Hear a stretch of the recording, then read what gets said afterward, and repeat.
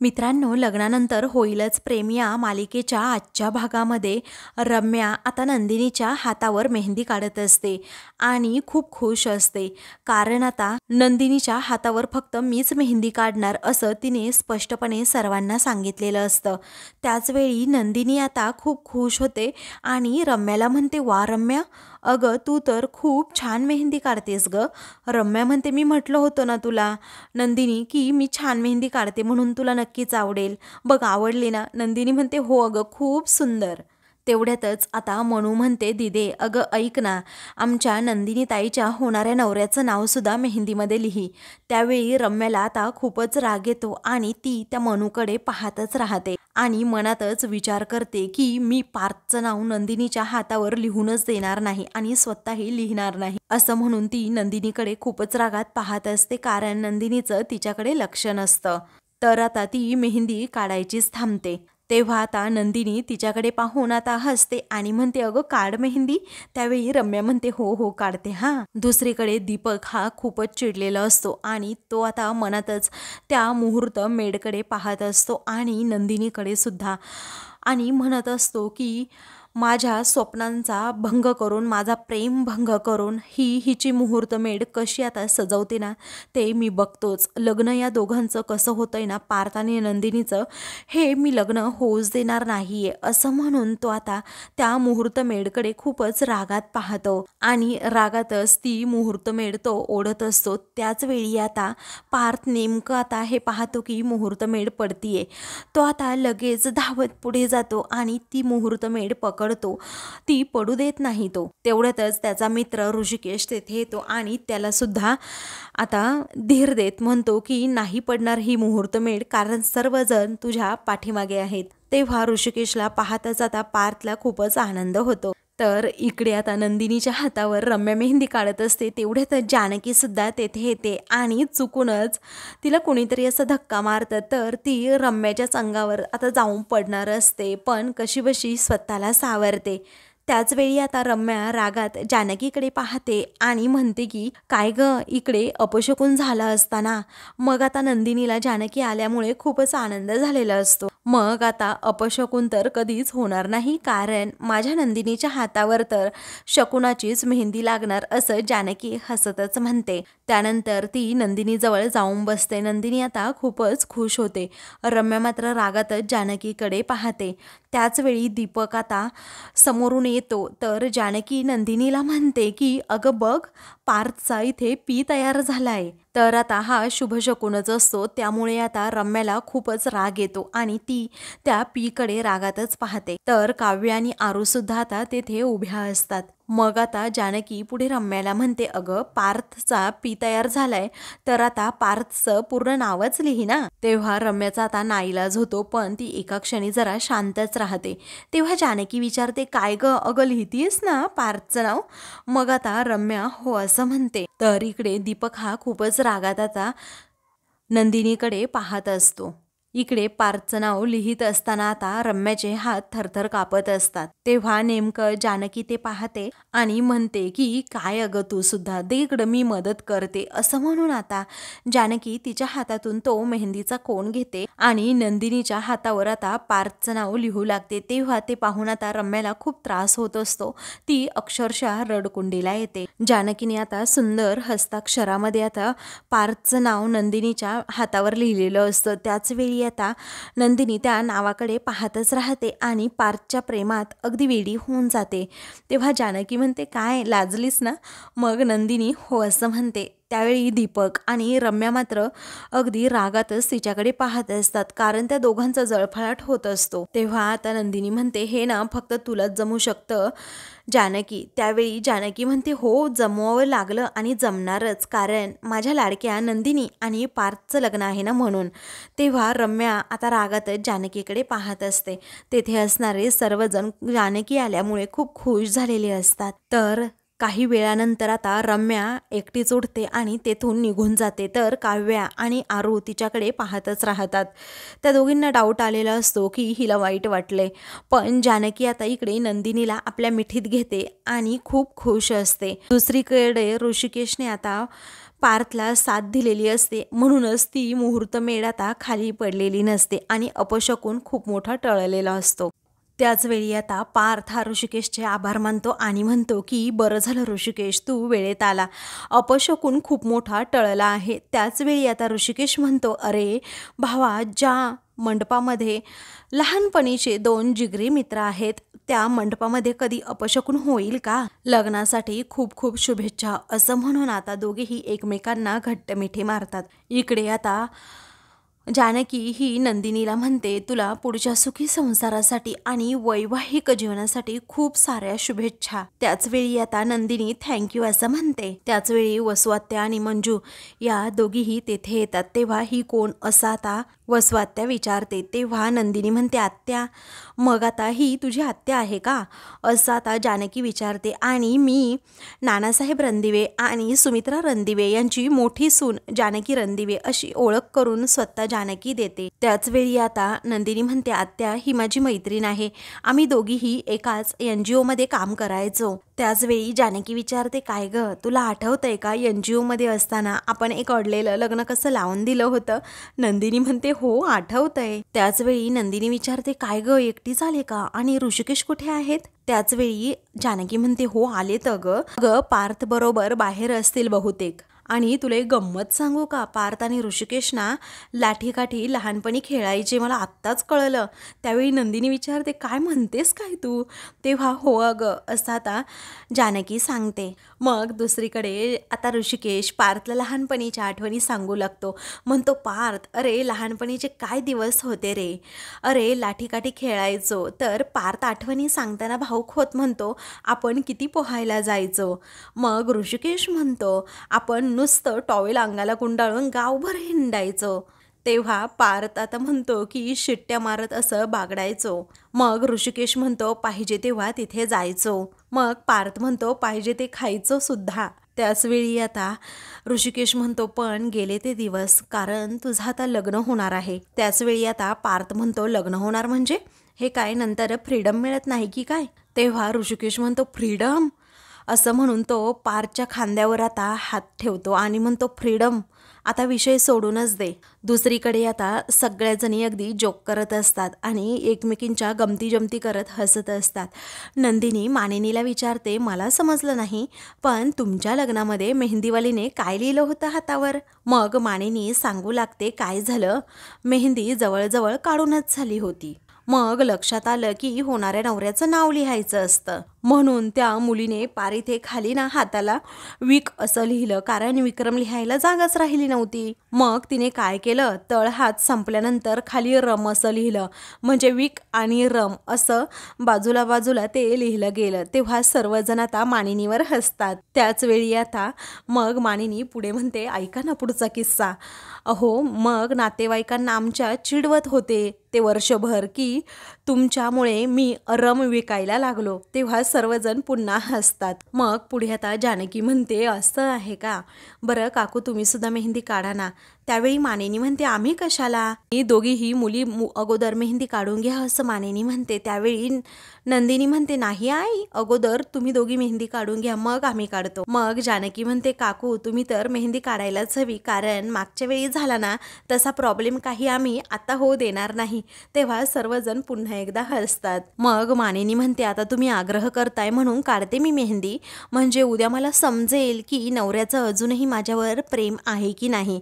सर्वजणी म्हणतात की हो, ते तर बरोबर आहे, आता आपल्याला चेक करून घ्यायलाच हवं ना, वय झाल्यानंतर त्यांचं प्रेम असतं की नाही.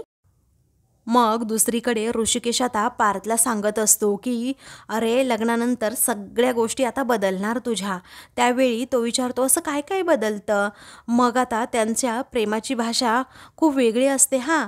म्हणजे लग्नानंतर जर भाजीत मीठ जास्त पडलं किंवा चहात साखर जास्त पडली तरीही आपण काहीच बोलायचं नाही, त्यावर कौतुक करायला अजिबात कमी पडायचं नाही. त्याचवेळी रविवारचं काय मग पुढे, असं ऋषिकेश विचारतो. तेव्हा पार्थ म्हणतो, रविवारचं काय, असं मस्त जेवायचं आणि झोपायचं दिवसभर, कारण सुट्टीचा दिवस असतो ना म्हणून. त्यावेळी ऋषिकेश म्हणतो, आता असं नाही चालणार, आता सगळं विसरून जायचं, आता रविवारची झोप, रविवारचं प्रॅक्टिस सगळं विसरूनच जा. पार्थ विचारतो, का बरं? अरे रविवारची आपली झोप पूर्ण हो किंवा न हो, परंतु बायकोसोबत कुठेतरी फिरायला जायचं किंवा तिची शॉपिंग ही झालीच पाहिजे.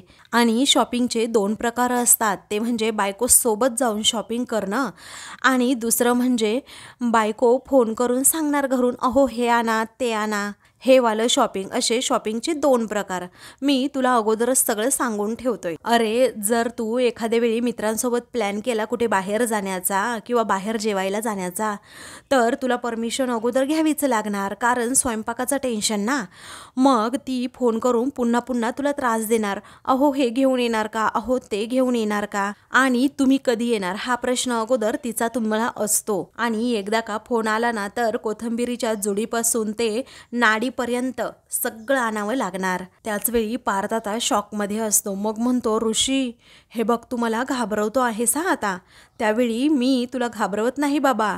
अरे सुखी संसाराची 108 सूत्र आहेत बघ, त्यापैकी 108वं सूत्र म्हणजे मी तुमच्या बायकोला खरं खरं घाबरा किंवा अजिबात घाबरू नका, पण त्यांना आपण घाबरतोय अशी ॲक्टिंग मात्र करायचीच असते. तर दुसरीकडे आता जानकी सर्वांना विचारते, मैत्रिणींनो मला एक सांगा आता की नवरे कशाला घाबरतात, म्हणजे असा कोणता प्रश्न आपण त्यांना विचारल्यानंतर ते घाबरतात आणि त्यांना खूप भीती वाटते. त्याचवेळी आता तुम्ही सांगा बरं, असं मंजूला जानकी विचारते. मग आता मंजू लगेच असा कडेवर हात ठेवते आणि म्हणते, काल रात्री कुठे होतात. तेव्हा सर्वजणी म्हणतात, बरोबर. हा प्रश्न विचारल्यानंतर ते खूपच घाबरतात. त्याचवेळी आता बकुळाला जानकी म्हणते, तुम्ही सांगा बरं मग. मग आता बकुळा सांगू लागते, अहो आज काय स्पेशल आहे मग. तेव्हा जानकी म्हणते, हो बरोबर. हा प्रश्न विचारल्यानंतर सुद्धा खूप घाबरतात. मग आता नंदिनी म्हणते, आई तुम्ही सांगा ना, बाबा कशाला घाबरतात. मग आता मानिनी म्हणते, मी जर त्यांना असं विचारलं ना, मला तुमच्याशी थोडं बोलायचंय, मग ते खूप घाबरतात ना, की हिला काय बोलायचं असेल हाच प्रश्न त्यांच्या चेहऱ्यावर असतो. त्याचवेळी काव्या म्हणते, अजून एक प्रश्न. असं म्हणून ती सर्वांना तो प्रश्न सांगते की अहो तुमच्या फोनचा पासवर्ड काय. त्यावेळी सर्वजणी आता हसू लागतात की नवऱ्यांना कोणकोणते प्रश्न विचारायचे असतात. त्यावेळी आता नंदिनी म्हणते, 1 मिनिट थांबा, म्हणजे तुम्हाला काय म्हणायचंय, हे प्रश्न मी अगोदरपासून पाठ करून ठेवू का. त्यावेळी जानकी म्हणते, हो ऑफकोर्स, हे प्रश्न तुला आता पाठ करून ठेवावेच लागणार. अगं तुला माहीत नाही का, नवऱ्याला मिठीत आणि मुठीत दोन्हीकडेही ठेवता आलं पाहिजे. आता जानकी सर्वांचं खूप छान असं एंटरटेनमेंट करत असते. सर्वजणी त्यावर हसत असतात. मग काव्या म्हणते, तुम्हाला अजून एक सांगते, संसारामध्ये कसं असतं, नवरा कोमात आणि बायको जोमात. तेव्हा सर्वजणी तिच्या ह्या डायलॉगवर हसतात. त्यानंतर जानकी म्हणते, बॉस इज ऑलवेज राईट. म्हणजेच आपल्या संसारामध्ये बॉस कोण असतो, तेव्हा लेडी बॉस असतो ना. म्हणूनच मी म्हणतीये की आपण अजिबात आपली बॉसगिरी सोडायची नाही. नंदिनी म्हणते, जानकी अगं ऋषिकेश भाऊजी काय म्हणत असतील तुला, तू अशी वागतेस का. तेव्हा ती म्हणते, हो मी असंच वागते घरी. आता तू हे बोलती, हे जर ऋषिकेशने ऐकलं तर काय म्हणतील काय तुला. त्यावेळी जानकी म्हणते, काय म्हणणार आहेत. असं म्हणून ती आता लगेच ऋषिकेशची ॲक्टिंग करते. असा लगेच मांडीवर हात ठेवते आणि म्हणते की जानकी अगं बायको जरी संसारामध्ये बॉस असेल ना, तरीही आयुष्याच्या कुस्त्या मात्र नवराच खेळतो. आणि त्यानंतर ती दुसरा डायलॉग मारते की भाकऱ्या जरी बायको बनवत असेल ना, तरीही धान्य पिकवण्यासाठी नांगर तर नवऱ्यालाच उचलावा लागतो. आता ऋषिकेशचा हा डायलॉग मारल्यानंतर सर्वजणी म्हणतात, वाह क्या डायलॉग है. पुढे जानकी म्हणते, तू उडव ग माझ्या खिल्ल्या, परंतु तुझ्या नावापुढे शेवटी माझंच नाव असणार आहे. त्याचवेळी आता नंदिनी समोर पाहते तर पार्थ आणि त्याचबरोबर ऋषिकेश हे दोघेही तेथे आलेले असतात. नंदिनी म्हणते, जानकी समोर बघ. तेव्हा आता ती समोर पाहते तर तेथे ऋषिकेश असतो आणि तो आता हाताची घडी घालून जानकीकडे खूपच रागात पाहतो. सर्वजणी तेथे आता उठून उभ्या राहतात, कारण त्यांना असं वाटतं की आता ऋषिकेशची ॲक्टिंग केली म्हणून तो खूपच चिडलाय. आता जानकी सुद्धा एकदम गंभीर होते आणि घाबरण्याचं नाटक करते. त्याचवेळी आता तू मला बोललीस असं ऋषिकेश रागातच विचारतो. तेव्हा जानकी म्हणते, हो मग कुणाला बोलले. असं म्हणून आता ती ऋषिकेशकडे पाहून हसते. तेव्हा ऋषिकेश अजूनच तिच्यावर चिडतो. नंदिनी अजूनच घाबरते आणि म्हणते आपण खूपच बोललो असं मला वाटतंय. तेव्हा आता जानकी म्हणते की हो ना, मला हे असंच वाटतंय, सॉरी हा, असं म्हणून ती खूप मोठ्याने हसू लागते. तेव्हा ऋषिकेश सुद्धा हसतो. दोघेही एकमेकांच्या जवळ येतात आणि एकमेकांच्या हातावर टाळी देतात. कुठे तेथे असणारं सर्व वातावरण आता असं गंभीर झालेलं असताना ते निवळतन सगळ्यांच्या चेहऱ्यावर हसू येतं. त्यावेळी आम्ही किती घाबरलो असं नंदिनी म्हणते. त्यावेळी ऋषिकेश म्हणतो आमची गंमत चालली होती, पण आमच्या संसारामध्ये लेडी बॉस आहे असं म्हणून तो जानकीकडे पाहतो. जानकी देखील गोड हसते. सर्वजणी जानकीकडे पाहतच राहतात. त्यानंतर ऋषिकेश विचारतो जानकी तू तुझ्या मैत्रिणीला ट्रेन केलं की नाही? तेव्हा ती म्हणते अगदी व्यवस्थित. आणि तुम्ही केलं की नाही पार्थला व्यवस्थित ट्रेन? त्यावेळी तो म्हणतो सुखी संसाराचं रहस्य काय असतं हे मी त्याला अगदी चांगल्या पद्धतीने समजावून सांगितलं आहे. मग आता जानकी म्हणते बरं झालं, एक काम तर झालं, आता हे दोघेही लग्नाच्या परीक्षेमध्ये व्यवस्थित पास होतील. त्याचवेळी नुसते पास नाही तर नंबरात सुद्धा येणार आहेत हे दोघे असं ऋषिकेश म्हणतो. त्यानंतर काव्य म्हणते अच्छा, म्हणजे तुम्ही दोघांनी हे सगळं ठरवून केलं होतं का? मग आता ऋषिकेश म्हणतो हो, संसारात सगळं काही ठरवूनच करायचं असतं. मग ऋषिकेश म्हणतो आजकाल तर आम्ही दोघेही एकमेकांपासून काहीही लपवत नाही, सगळं अगदी ठरवूनच करतो. त्याचवेळी जानकी म्हणते आणि लग्न म्हटल्यानंतर, नवरा बायको म्हटल्यानंतर थोडे रुसवे फुगवे हे येणारच. त्याचवेळी ऋषिकेश म्हणतो थोडे अधिकार, थोड्या जबाबदाऱ्या. जानकी म्हणते थोडीशी एकमेकांची स्पेस जपणं आणि खूप सारं प्रेम दोघांमध्ये पाहिजे. पण खरं सांगू का, आपण बायकांना खूप नशिबवान असतो. तुला सांगू का एक नंदिनी, अगं स्त्री ही माहेरच्या आणि सासरच्या उंबरठ्यावरील एक पंथी असते. ती दोन्हीही घरं अगदी उजळवून टाकते.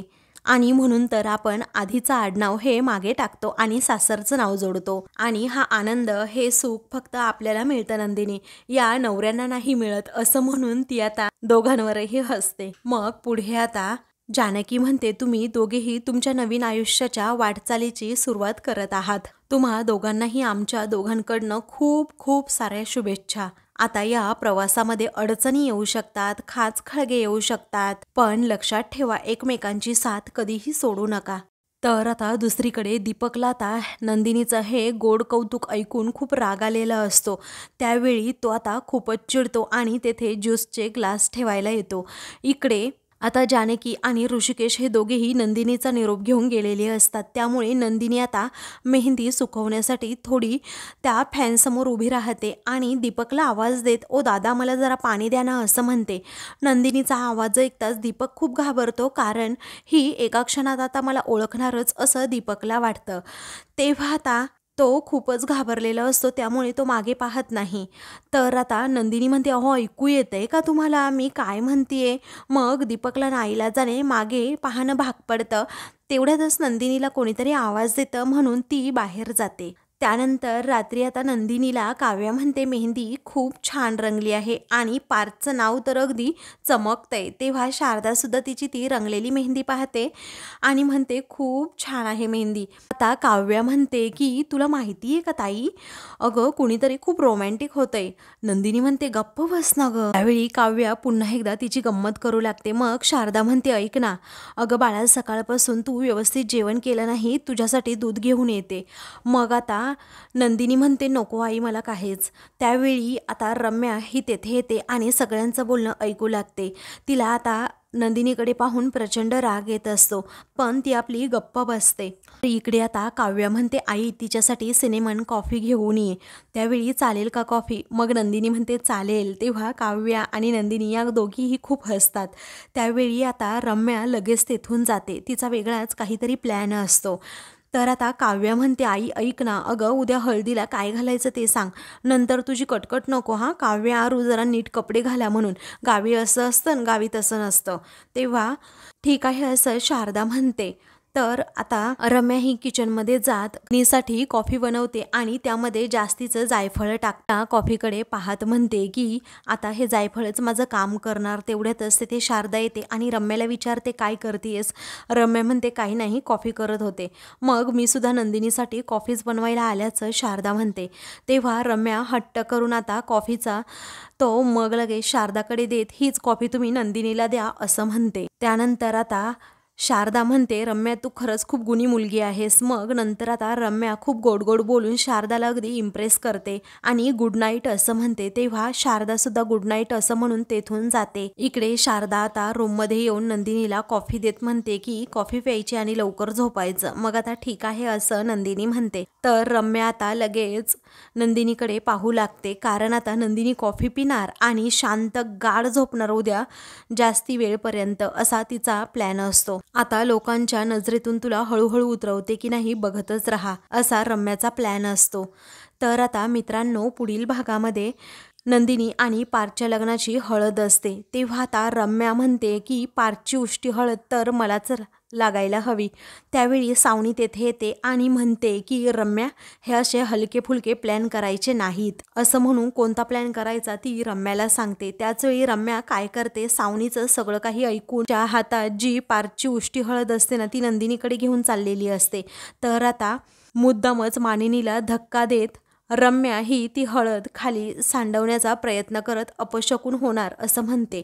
त्याचवेळी आता पुढे काव्य येते आणि त्या बाऊलमधून आता हळद काव्याच्याच तोंडावर जाऊन पडते. त्यामुळे आता पार्थची उष्टी हळद ही काव्याला लागते. तेव्हा सर्वजण खूप घाबरतात. अशाच मालिकेंचे पुढील भाग पाहण्यासाठी चॅनलला सबस्क्राईब करा.